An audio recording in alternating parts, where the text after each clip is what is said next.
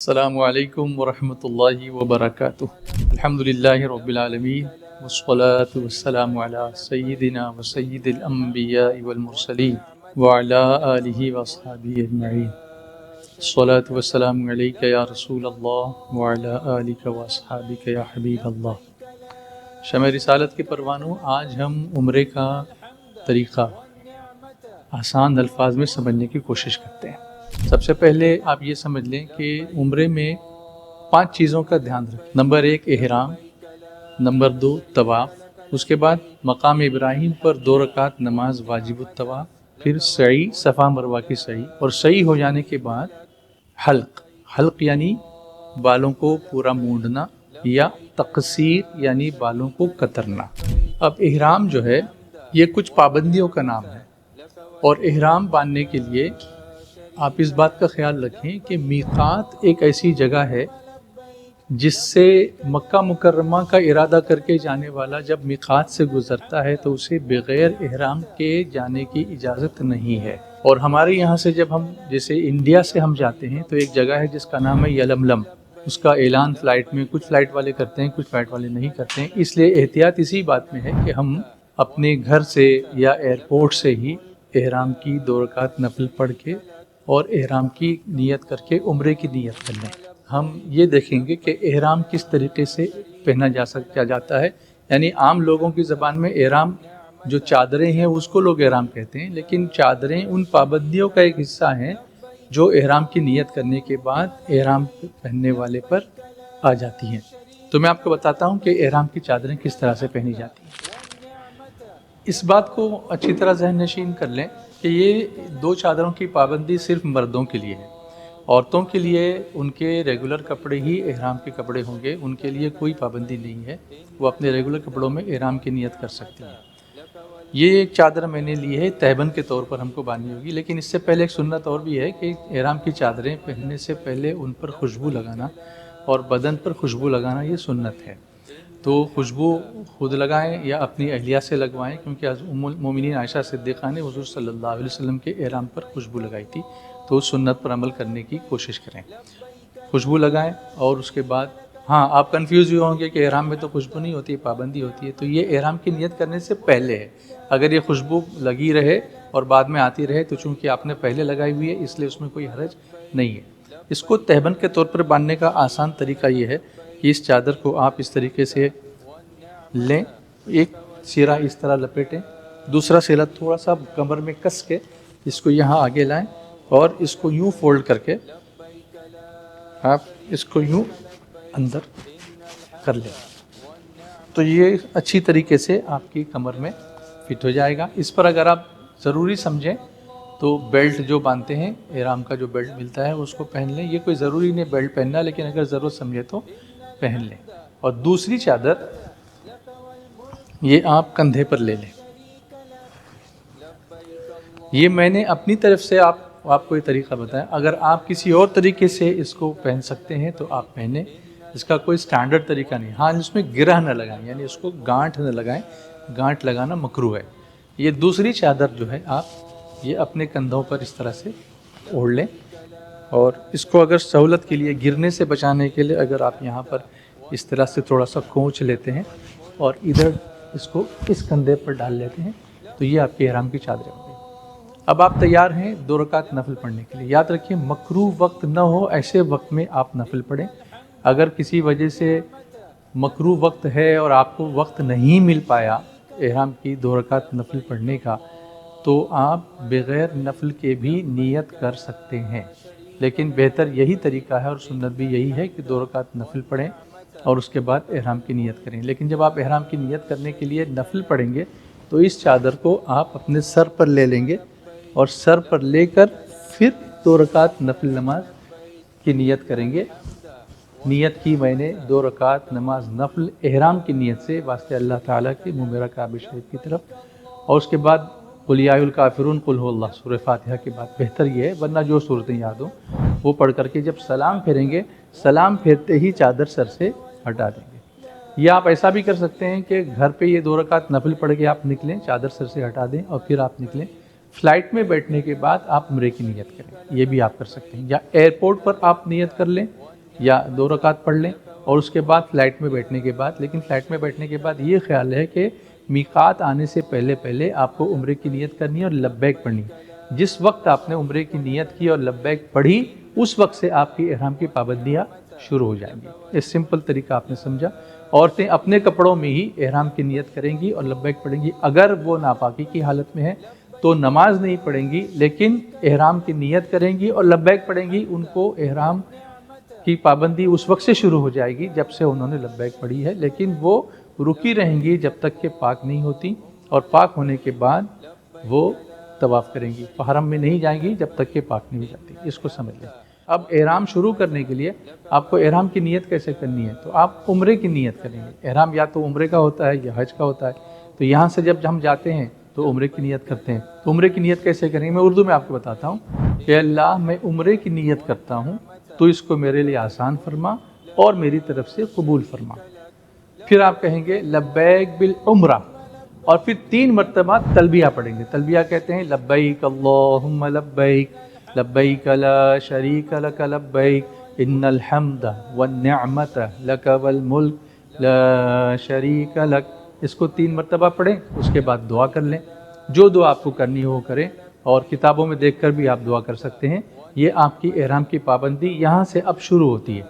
इसमें एक चीज़ और भी मैं आपको समझा दूँ। बहुत सारे लोगों की फ़्लाइटें वाया होती हैं। जैसे अब मैं मुंबई में हूँ तो मुंबई से डायरेक्ट जिद्दा की फ़्लाइट भी होती है, कभी वाया रियाद भी होती है। कुछ लोग दूसरी एयरलाइन से जाते हैं तो बहरीन से फ़्लाइट हो सकती है, किसी की एमिरेट्स हो तो दुबई से हो सकती है। तो बेहतर और अफजल यही है कि पहली मीक़ात से ही यहीं से आप इहराम की नीयत करके निकलें और लब्बैक पढ़ के निकलें। लेकिन अगर आपके पास कनेक्टिंग फ़्लाइट के लिए इतना वक्त है कि आप उस एयरपोर्ट पर जाकर वहाँ नीयत कर सकते हैं, तो ये भी आपको इजाज़त है कि आप उस एयरपोर्ट से इहराम की नीयत कर लें। लेकिन आप ये ख्याल रखें कि क्या इतना वक्त आपके पास वहाँ होगा, ये आप कंफर्म कर लें। और फिर अब आपकी ये इहराम की पाबंदियाँ शुरू हो गई।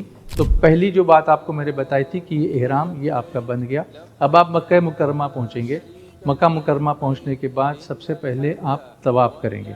आप सबसे पहले जब हाज़िर होंगे हरम शरीफ में पहुँचते ही खाने काबा पर जो पहली निगाह पड़ती है उस वक्त दुआ कबूल होती है। उस वक्त आप बिल्कुल बेखुद होकर के ये कहें अल्लाहु अकबर ला इलाहा इल्लल्लाह अल्लाहु अकबर, ये 3 मरतबा पढ़ें। और उसके बाद लब्बैक की कसरत करें और फिर दुआ करें अपने लिए और पूरी उम्मत के लिए दुआ करें। और ख़ास तौर से इस तरह से दुआ अगर करें तो बेहतर है कि अल्लाह मैं इसके बाद जो दुआ जिसके लिए जहाँ भी जब भी जैसे भी मांगूँ तो कबूल फरमा। तो इंशाअल्लाह आइंदा वाली सारी दुआएं अल्लाह ताला कबूल फरमाएगा।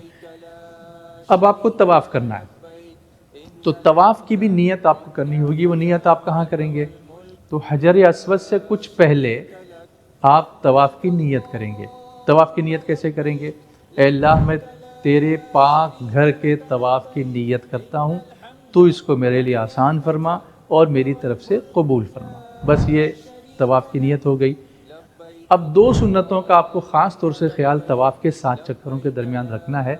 उसमें से एक सुन्नत है जिसको कहते हैं इस्तिबा। अब मैं आपको ये करके दिखाता हूँ। ये मर्दों के लिए है। ये दाहिना कंधा आपको खुला रखना है और ये चादर दाहिनी बगल के अंदर से निकालकर बाएं कंधे पर डाल देंगे इस तरह से। तो ये कंधा खुला रखना, इसको कहते हैं इस्तिबा, और ये 7 चक्कर में होगा। बहुत सारे लोग इसमें कंफ्यूज होते हैं कि ये 7 चक्कर में होगा, 3 चक्कर में होगा। तो इसको नोट कर लें कि ये 7 चक्कर में आपका कंधा सिर्फ तवाफ़ में खुला रहेगा। और पहले 3 चक्करों में आप थोड़े से ऐसे पहलवानों की तरह अकड़ के चलेंगे, इसको रमल कहते हैं। और ये भी हुजूर सल्लल्लाहु अलैहि वसल्लम की सुन्नत है। लेकिन ये भी याद रखें कि ये पहले 3 चक्करों में ही सुन्नत है। अगर किसी वजह से न कर सके, भीड़ की वजह से नहीं कर सके, तो उतनी देर के लिए रमल छोड़ दें और जहाँ जगह मिले तो फिर इस सुन्नत पर अमल करने की कोशिश करें।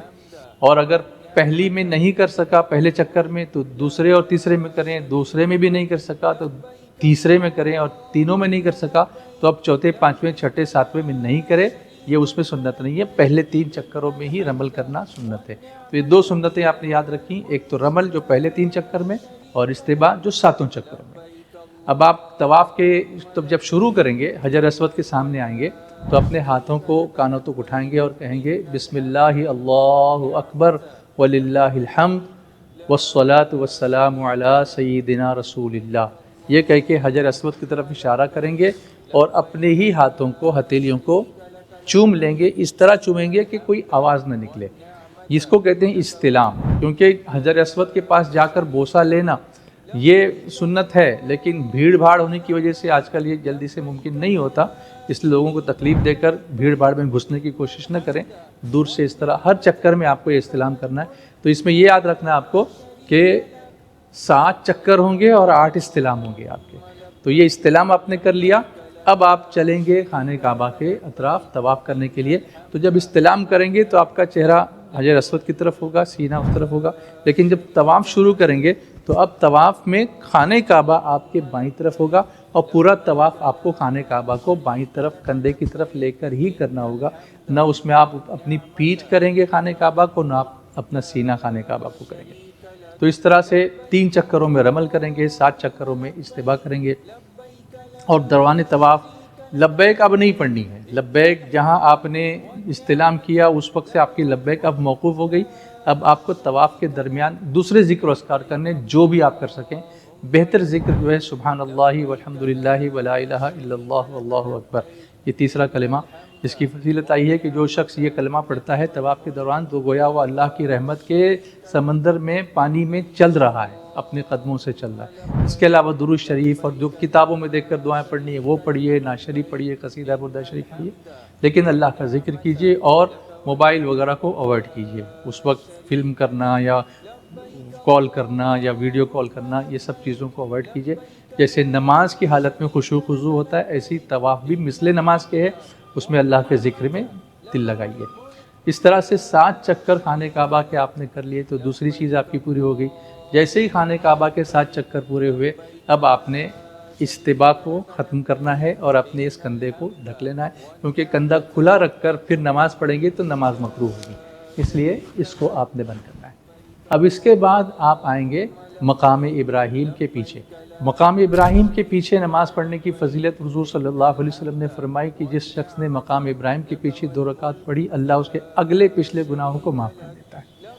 تو وہاں جا کر کے جگہ بنی ہوئی ہے، اس کے لیے ایک انکلوژر ہے، وہاں جا کر جہاں جگہ ملے، یا اگر وہاں نہیں مل سکی جگہ تو حرم میں جس جگہ آپ کو جگہ ملے آپ مقام ابراہیم کی 2 رکعت پڑھ سکتے ہیں۔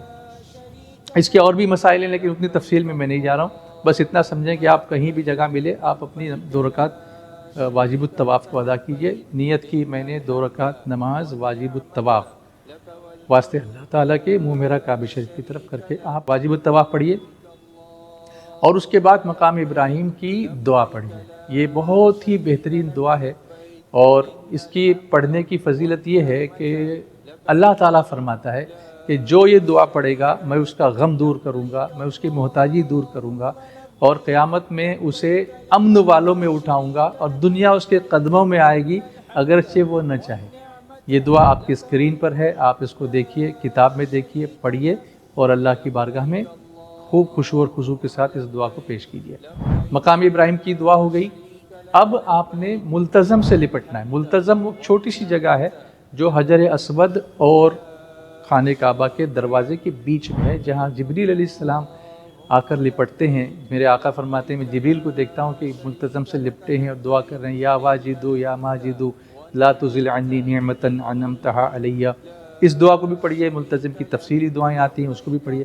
جا کے لپٹنے کی کوشش کیجیے، لیکن رش بہت ہوتا ہے، اس لیے اگر دور کھڑے رہ کر بھی اگر آپ نے سنت پر عمل کر لیا تو یہ سنت پر عمل ہو جائے گا۔ اب اس کے بعد آپ جائیں گے زمزم پیئیں گے۔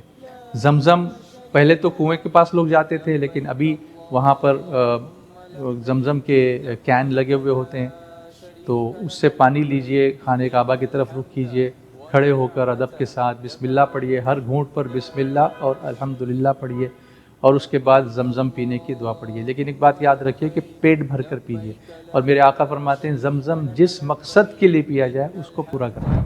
تو الگ الگ دعائیں کیجیے، آخرت کے لیے دعائیں کیجیے، قبر کی آسانی کے لیے دعائیں کیجیے، मरहूमिन के लिए दुआएं कीजिए, पूरी दुनिया के लिए, उम्मत के लिए दुआएं कीजिए। और ख़ास दुआ जो हुज़ूर ने की है, अल्लाहुम्मा इन्नी अस्अलुका इल्मन नाफ़िआ व रिज़्क़न वासिआ व अमलन मुतक़ब्बला व शिफ़ाअम मिन कुल्लि दा, इसको भी ज़रूर पढ़िए और पेट भर कर पीजिए, क्योंकि मेरे आका फरमाते हैं कि मोमिन पेट भर कर ज़मज़म पीता है और मुनाफिक ज़मज़म पेट भर कर नहीं पीता। ज़मज़म पीने की सुन्नत अदा हो गई। अब इसके बाद आप तैयार हैं जाने के लिए सफ़ा मरवा की सई के लिए। तो मैंने आपको 5 चीज़ें बताई थी। नंबर 1 इहराम, जो आपने अपने इलाके से बांधा है। नंबर 2 तवाफ़, जो अभी आपने कर लिया। नंबर 3 मकाम इब्राहिम की 2 रकात नमाज वाजिब तवाफ़, वो आपने पढ़ ली, बाकी सुन्नतें अदा कर ली। अब आप चलेंगे सही करने के लिए, सफ़ा और मरवा की सही करने के लिए। तो सफ़ा की पहाड़ी पर जाने से पहले एक बोसा, एक इस्तिलाम और आपको करना है हजर अस्वद का। वो आप जब आप सही करने के लिए जाएंगे तो वहाँ से भी खाने काबा और हजर अस्वद आपको नज़र आएगा, उधर से भी आप ये इस्तिलाम कर सकते हैं दूर से। बिस्मिल्लाह अल्लाहु अकबर वलिल्लाहिल हम्द वस्सलातु वस्सलामु अला रसूलिल्लाह कह के अपने हाथों को चूम लीजिए और सफ़ा की पहाड़ी पर चढ़िए। चढ़ने की दुआएं पढ़िए।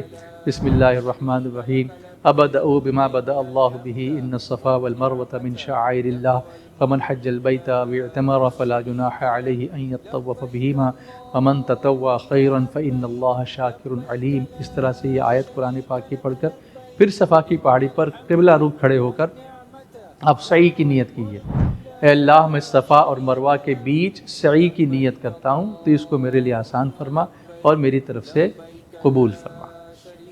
अब इसके बाद आपकी सई शुरू होगी, लेकिन इसमें एक बात का ख्याल रखिए कि बहुत सारे लोग कंफ्यूज होते हैं। वो ये समझते हैं कि सफ़ा से मरवा और फिर वापस सफ़ा एक चक्कर, ऐसा नहीं है।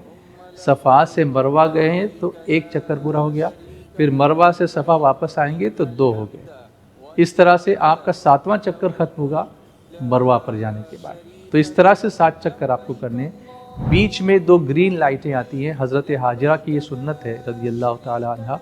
इस्माइल अलैहिस्सलाम को उन्होंने खाने काबा के सामने रखा था और जब वो पानी की तलाश में दौड़ती थी तो ये जगह थोड़ी सी नीचे थी, तो इस्माइल अलैहिस्सलाम नज़र नहीं आते थे, तो उतनी जगह के वो दौड़ कर पूरी करती थी।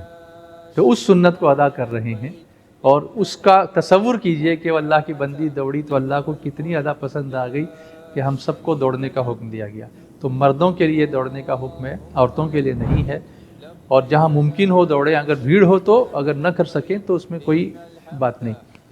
तो इस तरह से, लेकिन इस बात का ख्याल रखें, ये दोनों मकामात जो हैं सफ़ा और मरवा, ये कबूलियत के मकामात हैं, दुआ की कबूलियत के। आला हज़रत इमाम अहले सुन्नत ने लिखा है कि इन दोनों मकामात पर कम से कम कुरान करीम की 25 आयतें पढ़ने में जितना वक्त लगता है, कम से कम उतनी देर खड़े होकर दुआ करें।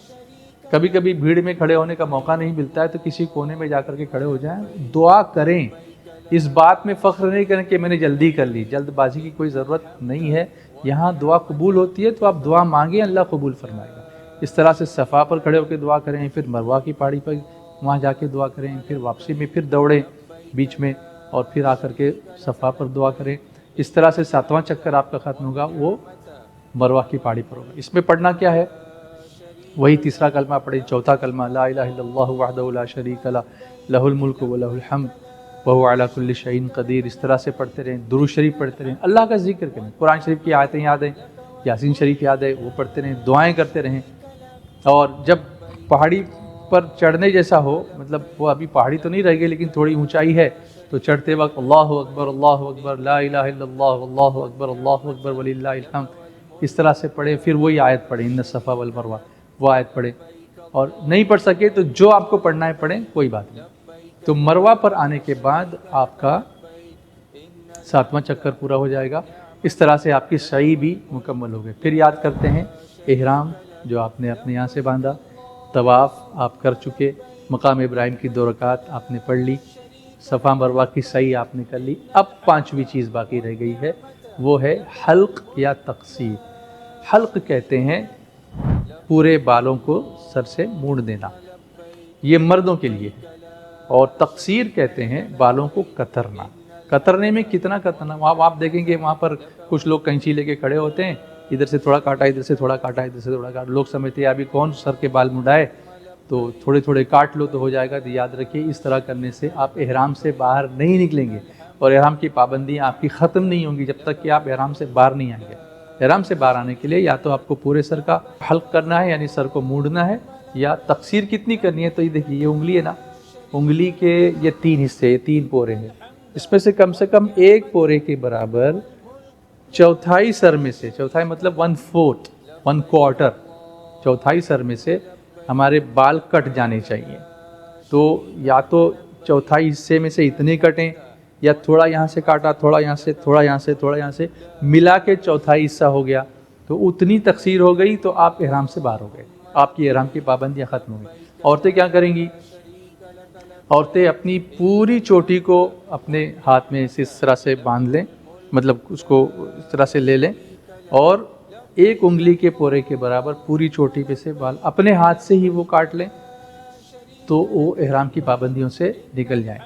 اور مرد حضرات بھی اگر اپنے ہاتھ سے ہی اپنا سر موڑ لیتے ہیں صحیح ہونے کے بعد، تو بھی وہ اپنی احرام کی پابندیوں سے نکل جائیں گے۔ یا 2 ایسے لوگ ہیں کہ دونوں نے صحیح کر لی ہے، اس کی بھی صحیح ہوگی، اس کی بھی صحیح ہوگی، اب احرام سے نکلنے کا وقت آ گیا، تو اس نے اس کا سر مونڈا یا اس نے اس کا سر مونڈا، دونوں ایک دوسرے کا سر مونڈ سکتے ہیں اور احرام کی پابندیوں سے باہر نکل سکتے ہیں۔ تو اس طریقے سے آپ کا یہ عمرہ مکمل ہو گیا اور عمرے کے ارکان آپ نے ادا کر لیے۔ اللہ تبارک و تعالیٰ قبول فرمائے۔ اس کی تفصیل جاننے کے لیے ہمارے دوسری جو تفصیلی بیان جو عمرے کی ادائیگی کا ہوا ہے، اس کی لنک آپ کو دی جا رہی ہے، آپ اس کو دیکھیے اور مکمل طریقے سے اس کو سمجھنے کی کوشش کیجیے۔